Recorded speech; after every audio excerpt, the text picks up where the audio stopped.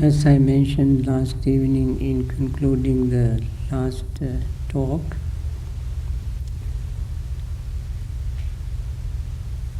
after the fourth jhanic attainment, there are several possibilities. I mentioned two of them last night, but there is another one, actually, three possibilities. Let me mention the possibilities. One,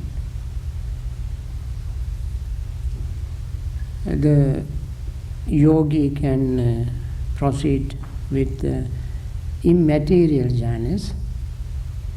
Second,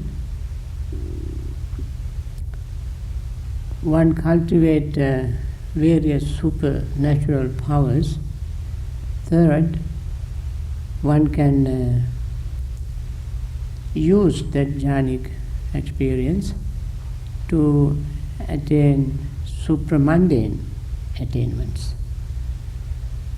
These are the three possibilities.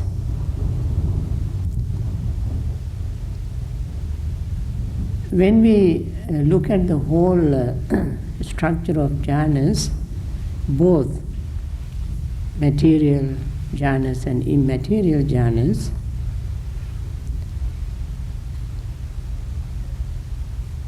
for the material, even for the material jhanas, there are no step-by-step guidelines. But in fine material jhanas, there is a clue for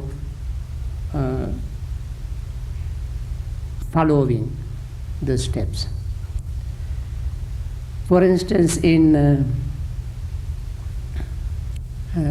one example is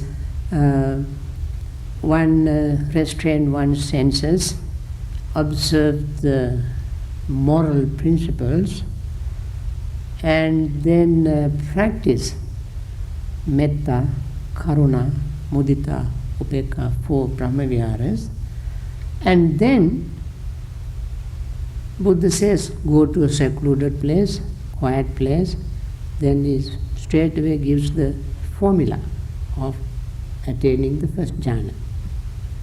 Quite secluded from sense pleasures, secluded from unwholesome state of mind, one enters and dwells in the first jhana, which has initial application of thought and sustenance application of thought, with joy, happiness and concentration. Just straight away gives the formula. And today, when we try to teach jhana meditation,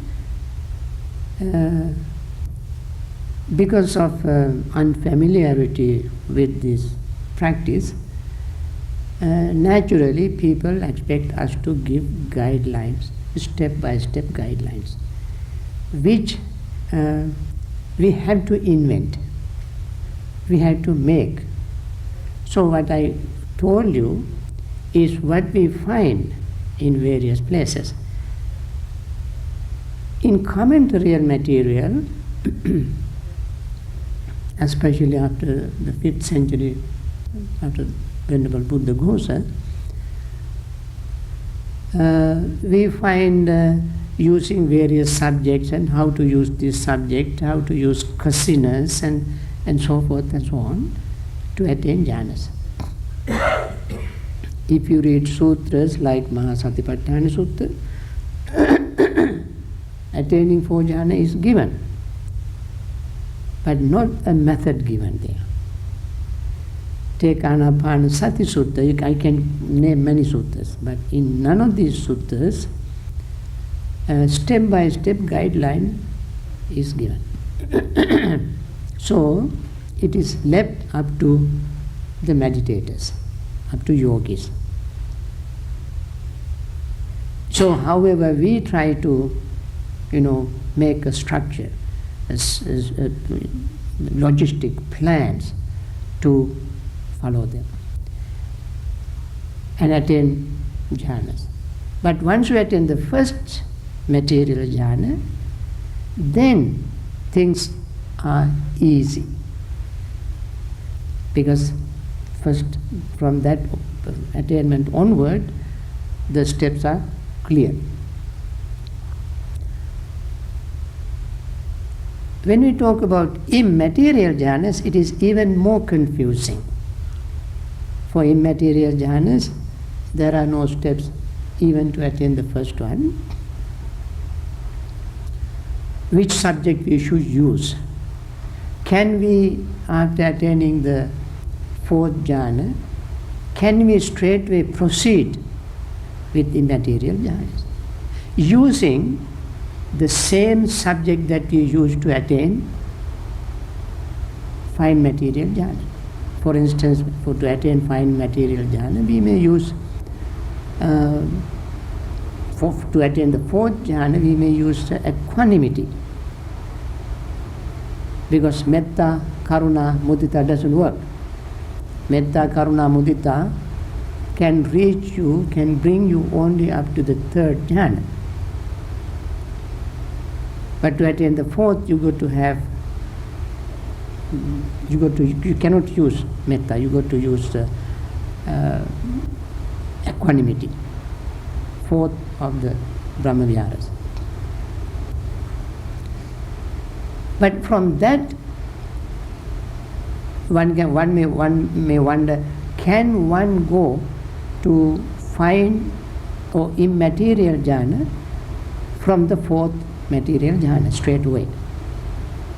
Or is there anything else to do? So commentaries, especially Venerable Buddha Goswami in Visuddhimagga, he gives a way, a method. He says, use one of the 10 kasinas.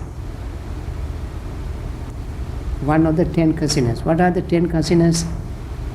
Out of 40 subjects of meditation given in Visuddhimagga, in Anapana Sati Sutta we read 42 subjects of meditation, and however among them there are kasinas called 10 kasinas.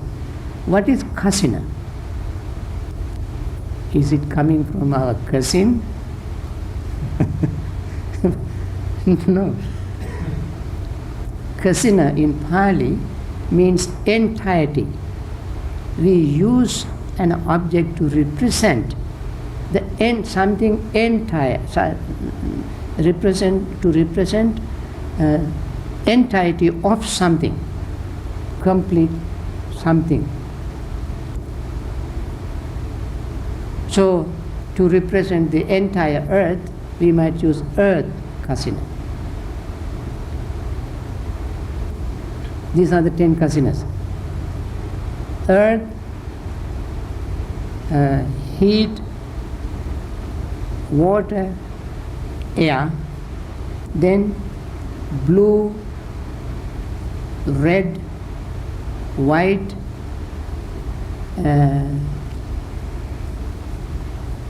and yellow, and the space and light.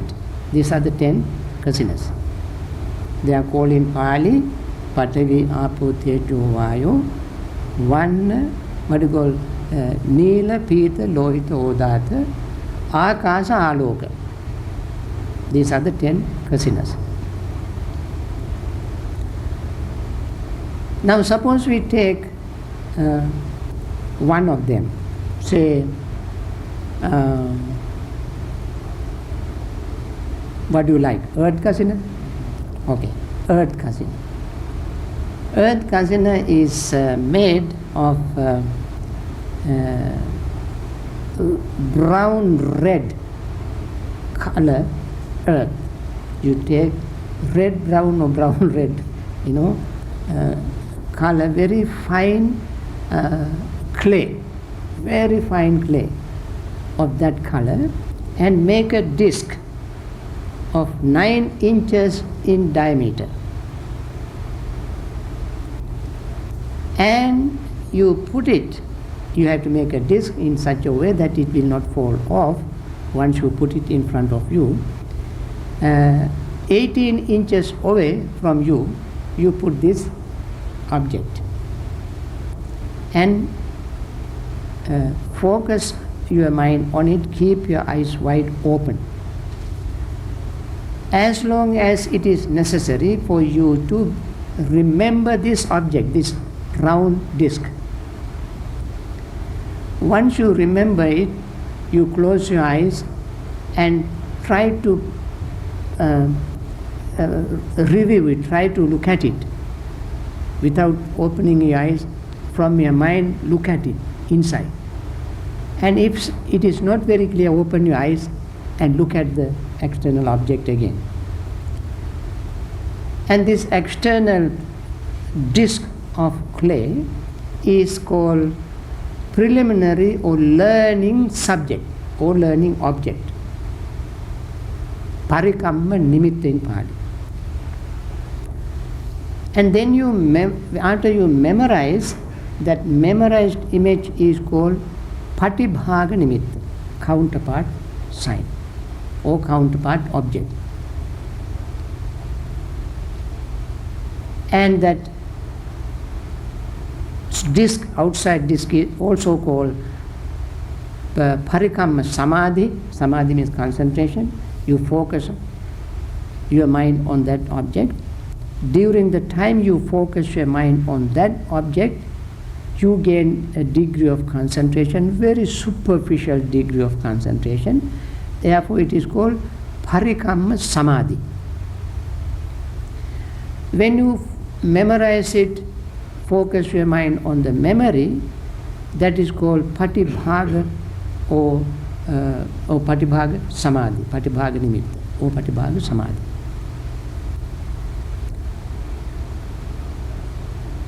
So, and then you don't stay there, you go somewhere and keep focusing mind on the memorized image. And then if you want to practice immaterial jhana, what you have to do is to mentally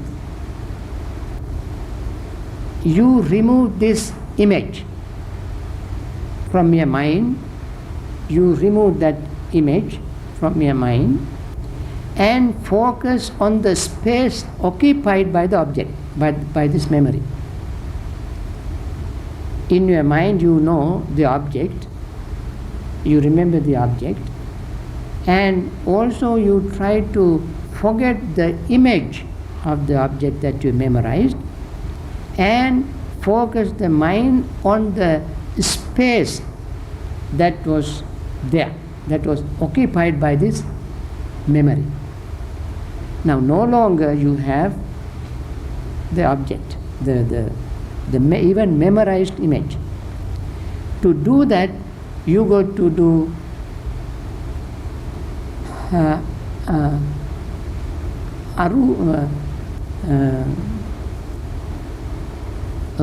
Rupa Viraga Bhavana. It is called Rupa Viraga Bhavana. Rupa Viraga Bhavana means meditation.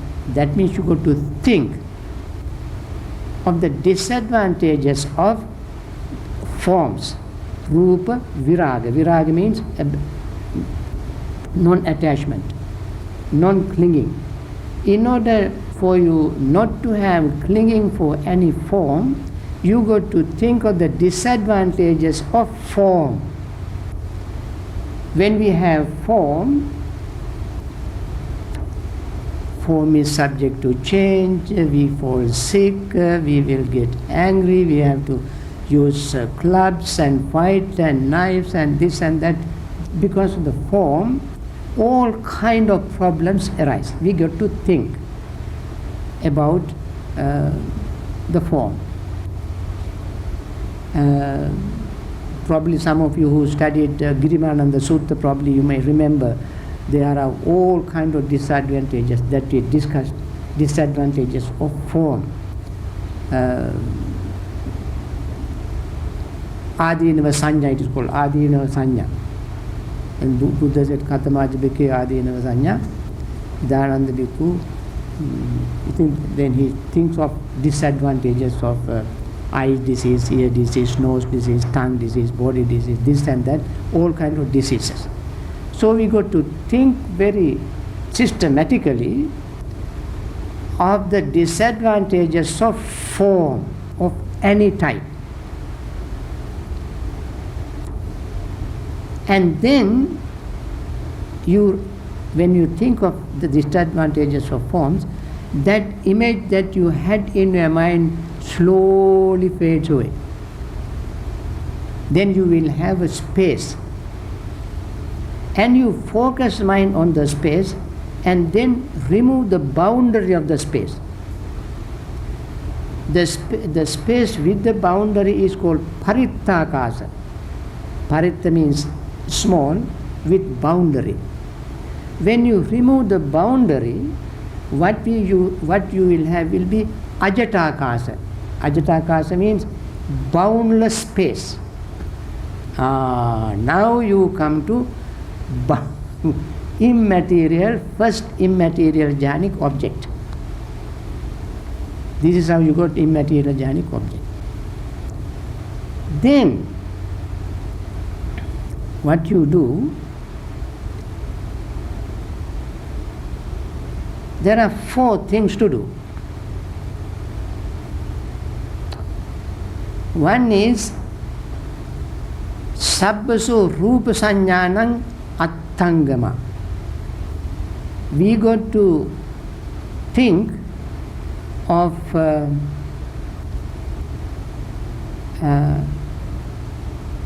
abandoning, going beyond the perception of forms, rupa sanya.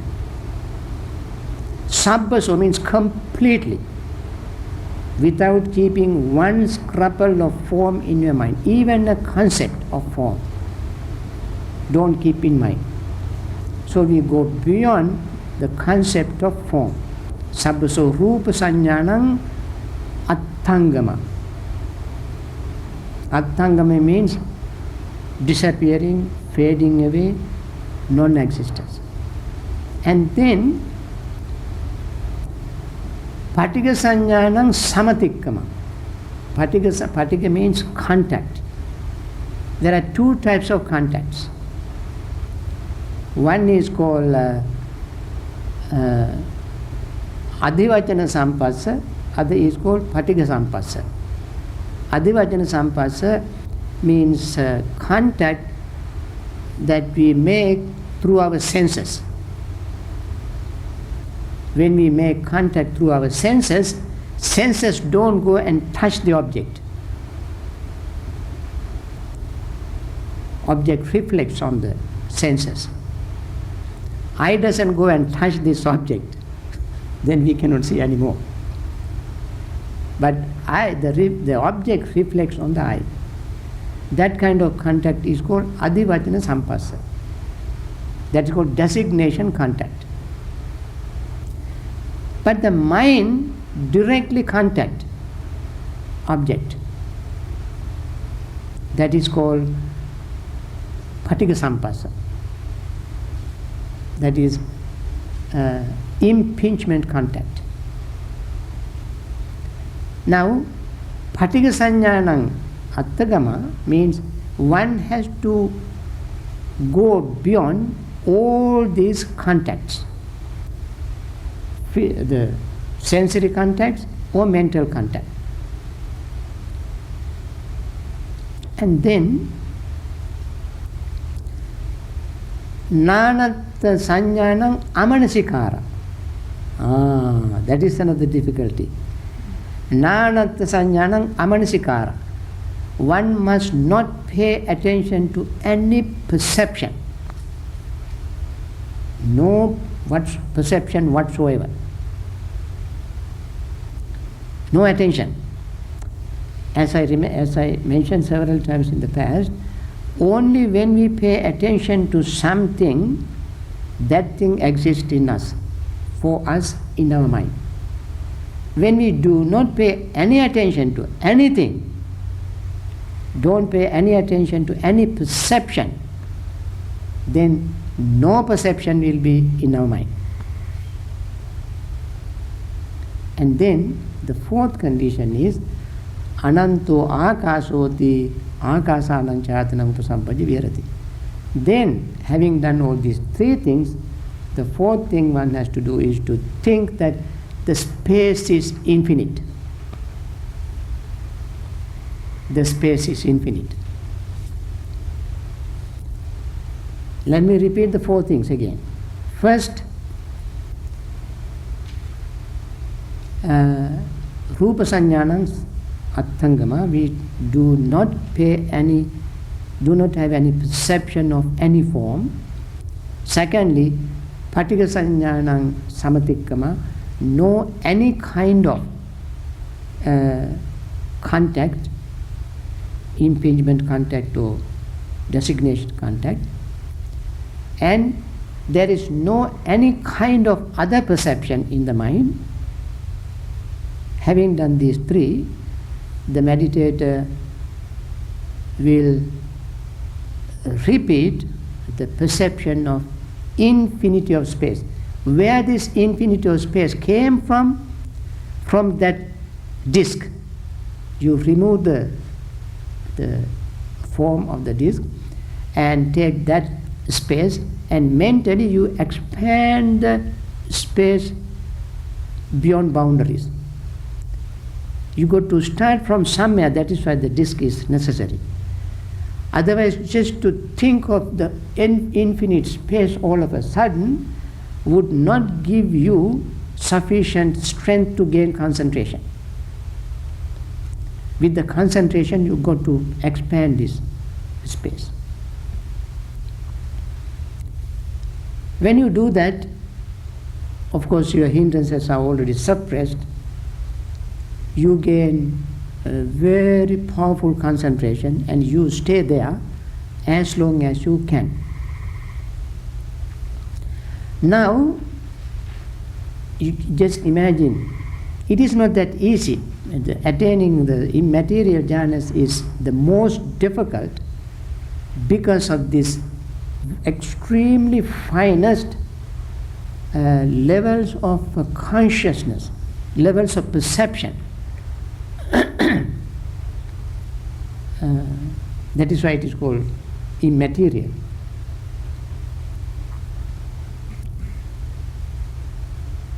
Then, when you attain the immaterial jhana, the first immaterial jhana, actually even the word immaterial jhana is not found in the texts, only we find in commentaries. In the text, what we find is arupa, chattaro arupa, for formlessness. Arupa means formlessness. However, when you attain the first of these arupas, or immaterial jhana, just like material jhana, when you lose it, you reflect upon them, upon that attainment. There are two things in that attainment. You have deep concentration and equanimity. This equanimity is the same as the equanimity that you have in the fourth material jhana. The same concentration in the fourth material jhana and same equanimity in the fourth material jhana are carried over to the first immaterial jhana. But when you lose it, you reflect, you remember how you attain it, and you determine to attain it, determine how long you stay there, and determine to come out of it. And then, when you repeat it over and over again, you will see a weakness of this first immaterial attainment. What is the weakness? The perception of infinity of space, the perception. In order to attain the immaterial jhana, you meditated upon the disadvantages of forms. Now, in order to attain the second arupas, you reflect upon the disadvantages of perception. This perception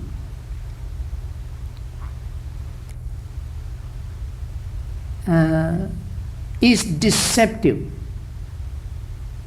Perception is deceptive. It is not real. When you think of the deceptibility or deception nature of perception, you begin to think consciousness without perception is even better. Consciousness without perception is better. And then you reflect upon the disadvantages of perception, and then the formula of the second arupas is very simple. Sabbaso akasanam chayatanam samatik attangama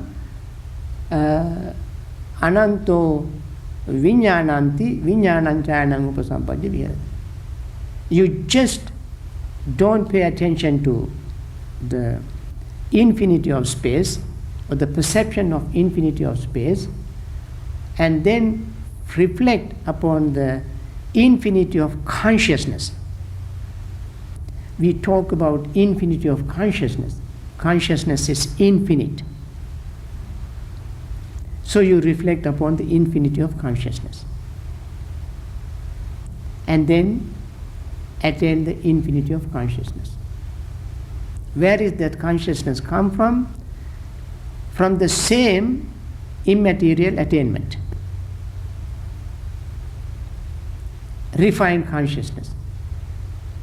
Very deep consciousness. Without any object in it, just pure consciousness. People talk about pure consciousness. So long as they are in material objects, with material objects, they don't have pure consciousness. They, through the practice and training of our mind, we go to pure consciousness through immaterial attainment or arupas, immaterial jhanas. Before that, we don't have a pure consciousness. Then, when you reflect upon, when you attain in that again and again, you begin to see even the pure consciousness seems to be defective, because that consciousness is close to first immaterial attainment. Because of its proximity, it can get less powerful. So you see that as a disadvantage. So though you don't pay attention to it, then you see nothingness is even better. Even the pure consciousness, since it is close to first immaterial jhana, it is weak, but nothingness, there is nothing to worry about it. So you think of void, emptiness, nothingness. So, infinity of nothingness. And you attain that. After that, the mind keeps searching, looking for something else, even better. And find disadvantage, defect, weakness of what you have already attained. Then you see nothingness actually is not really nothing. Then you have the perception of neither perception nor non-perception. I mean, these are very mind-boggling terms, let alone attaining them. Then you attain the same way as you attain the previous ones, attain the state of neither perception nor non-perception. Neither perception is and non-perception is so difficult to explain. It's called neva sanya, na sanya, neither perception nor non-perception. Only through illustration you can understand it. It has been described through similes. One simile is in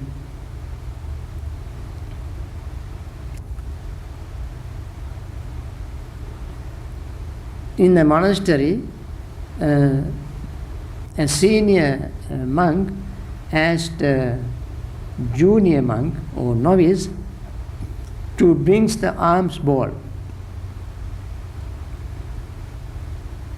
He said, novice said, sir, there is oil in the alms bowl. Then the senior monk said, oh, that's very good, my oil is run out. I need some oil to to fill my bottle. Then he said, there is no oil, sir. So first he said there is oil. When he asked him to bring the bowl to fill his bottle with oil, he said there is no oil. What does it mean? I mean, these two statements. First, he said there is oil because the alms bowl is smeared with oil. Just stain of oil is there. When he asked him to bring it to pour into a bottle, he said there is no oil because there is not enough oil to pour into something. Similarly, this neither perception nor non-perception is, you cannot say there is totally perception is totally absent, completely absent. Nor can you say there is perception. Perception is there, you cannot use it for anything. Just like the oil smeared on the ball cannot be used for anything. It is just stain of oil. Similarly, you hardly can say there is perception, or also you cannot say there is no totally, completely no perception. That is the state. So, now, this is how the four immaterial jhanas are described and attained. Now, when we attain the fine material jhanas, what we did, as you remember, we eliminated something and kept something. We eliminated certain factors and maintained certain factors. When we went to the fourth material jhana, we did not eliminate anything, we substituted something. What did we substitute? We substitute happiness with neither a painful nor pleasant feeling. We substituted. The happy feeling is substituted by neither pleasant nor unpleasant feeling. And we maintain other jhanic factors. But in immaterial jhanas, they are completely, totally different. No substitution. No elimination. Entirely different things we attain. For instance, when we attain the first immaterial jhana, we had the perception of infinity of space. When we attain the second immaterial jhana, we had infinity of space, infinity of perception.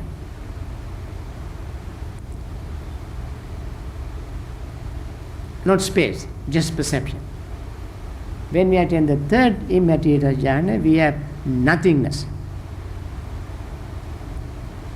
And the fourth is neither perception nor non-perception.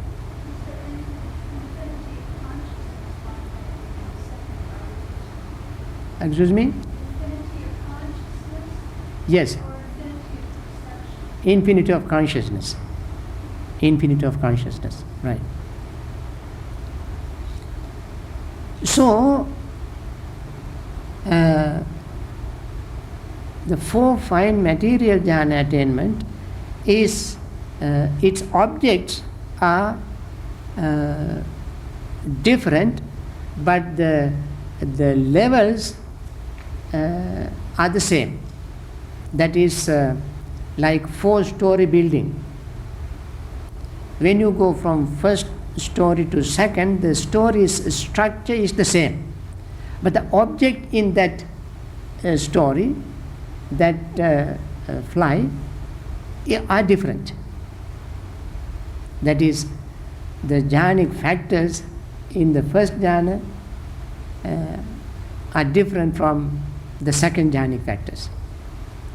The third jhanic factors are different from the second jhanic factors. Fourth jhanic factors are different from the third jhanic factors. But the levels are the same, strong levels. But in immaterial jhanas, every attainment is finer than the previous one. It's like a cloth. You have a first attainment is a finer, sort of rough cloth. A weaver has woven a cloth which is rough, using the same material. But the second cloth is fine. Third one is finer. The fourth is the finest. That means first immaterial attainment is rather rough, comparatively rough compared to the higher ones. The second immaterial attainment is finer than the first. Third is still finer, and the fourth is the finest. Now, these four attainments are not mentioned in every discourse where jhanas are mentioned. In the sutras, where the four jhanas are mentioned, the four immaterial jhanas are not necessarily mentioned every place. Four immaterial jhanas, so four arupas, are mentioned occasionally, very seldom, not as commonly as fine material jhanas. Because fine material jhanas are necessary factors to cultivate, to go to higher attainments of enlightenment. For instance, one does not have to attain any immaterial jhanas in order to practice vipassana. Not necessary at all. Perhaps because of this, many people, sometimes even teachers, vipassana teachers, say you don't have to practice jhanas to practice vipassana. Perhaps because of the unimportance of attaining immaterial jhanas. Immaterial jhanas are completely, totally, absolutely unnecessary to practice vipassana. But material jhanas are important. That is why material jhanas are mentioned more often than immaterial jhanas.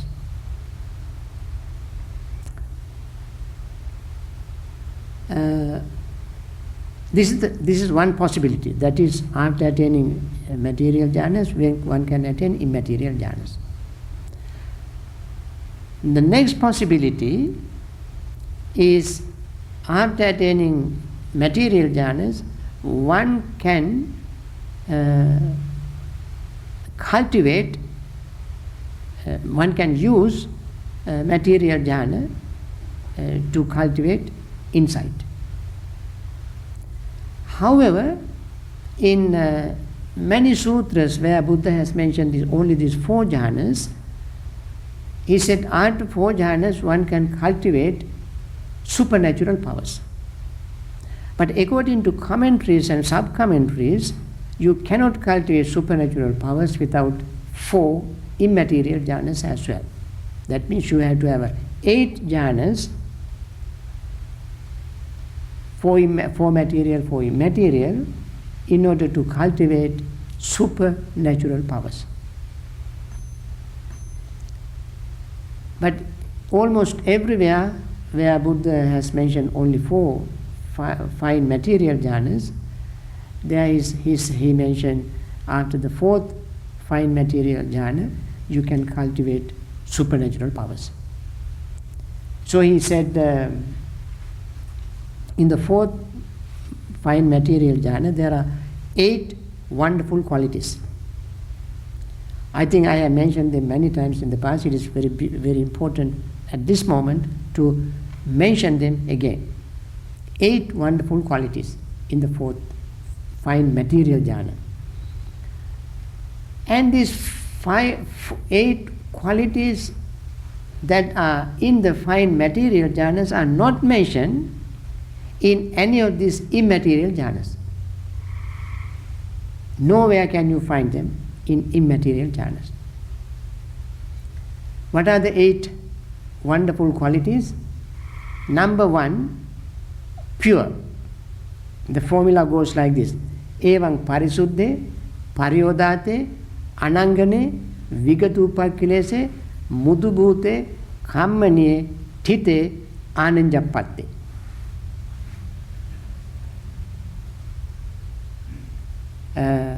Chittang asavakhe jnanaya abhininnameti.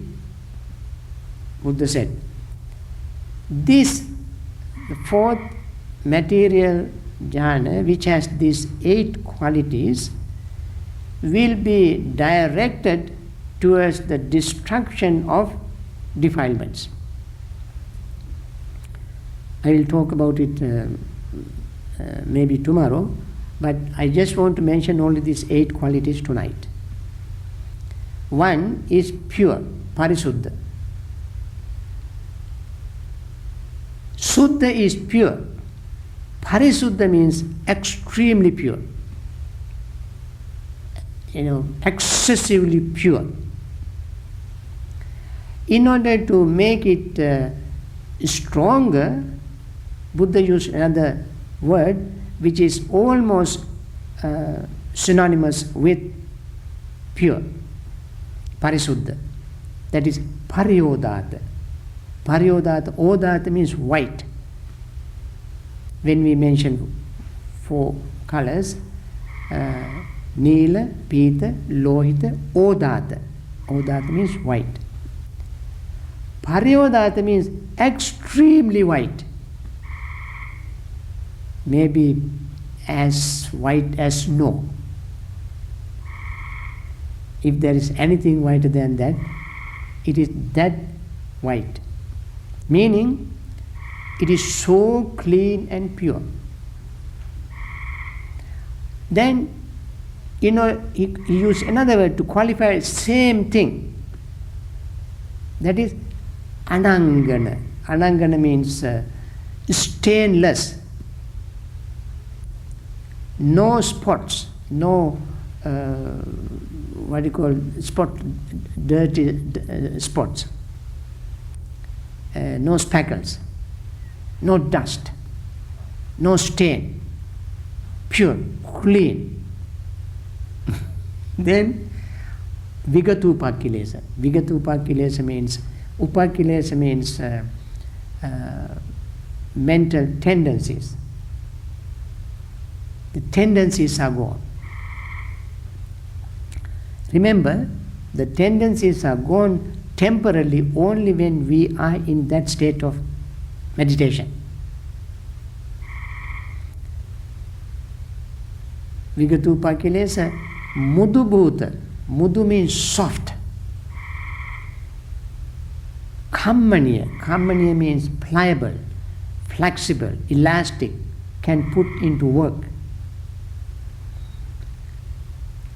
Thita. Thita means steady.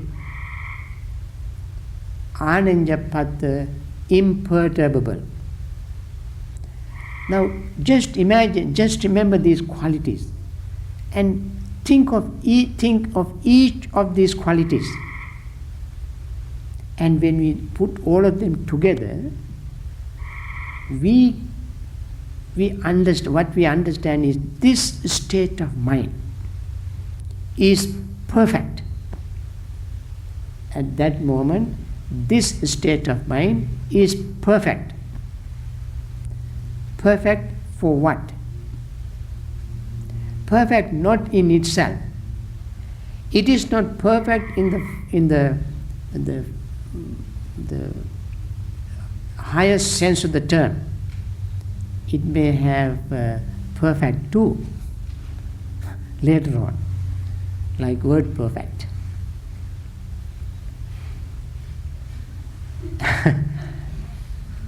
And that this is perfect enough for doing something with that. So Buddha said, when it is perfect enough to do something, that is the time we use it for something.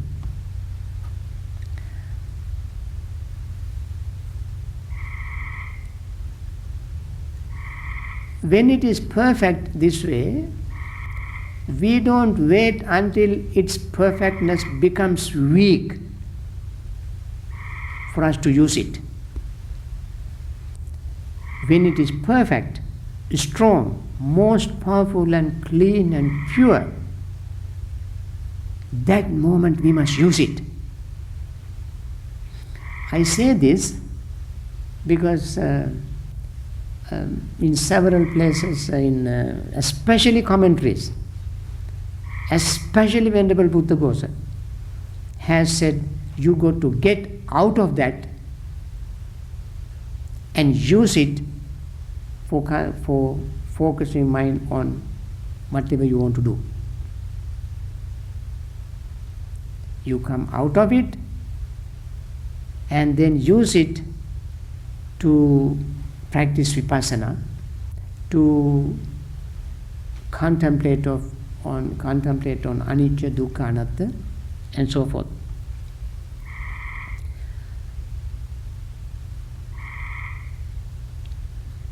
When we look at the formula wording, we don't find that meaning. What we find there is, when the mind is in that state, use it. When the iron is hot, hammer it to shape it up, to bring it to whatever shape you want. Don't wait when it is until it becomes cold. When the knife is sharp, before it becomes blunt, use it when it is sharp. Similarly, when the mind is clear, pure, strong, this and that, all wonderful qualities, that time use it. Here we have extremely powerful concentration. The highest degree of concentration you can find in the fourth material jhana. And that is the concentration we have to use to focus on impermanence, unsatisfactoriness, and selflessness. Now, at this level, we don't use any word impermanence. Impermanence is not a word. It's not a word. Although we use words to express it, but impermanence is not a word. Is it? It is an occurrence. It's an event. It is something happening. It is a flux. When mind is this concentrated, this pure, this powerful, it is this mind that can see impermanence. Other times we don't see impermanence. We can see the mark that impermanence has left behind. Impermanence leaves its marks behind. And we see the marks of impermanence. How? I think my hair was dark. I've been thinking my hair was dark. And all of a sudden I see some gray hair. And how does that happen? This gray color, impermanence left this gray color on my head. From that I know, this hair has been changed. Otherwise I don't know changing of my color of my hair. Impermanence has left this mark behind. And seeing these marks, I know hair has turned into gray color. It is impermanent. It is no longer blue, no longer dark black. I tend to think my skin is very smooth and oily and very, soft. All of a sudden I find big wrinkles on my skin. How does that happen? Impermanence left this wrinkle on my skin. And from that I know the skin is impermanent. But when we have this powerful concentration, we don't have to wait for the impermanence to leave its marks behind. We can see impermanence as it is working. Impermanence is working very hard to leave this mark behind. So, when we have this concentration, powerful state of mind, we can catch it. We can catch impermanence at work. We don't have to wait until it is gone. So, this is how, I talk about it tomorrow in more detail, this is how we use this powerful state of mind to catch impermanence at work, unsatisfactoriness at work, selflessness at work. We don't have to wait till tomorrow to say they're working, if we use this kind of concentrated mind. We cannot use immaterial jhanic concentration to see this impermanence, unsatisfactoriness, and so forth, because that level of concentration we are completely lost. We are completely lost. We don't work with anything material because we have gone beyond. We started saying Rupa Sanyānam Attangama, gone beyond all perception of form.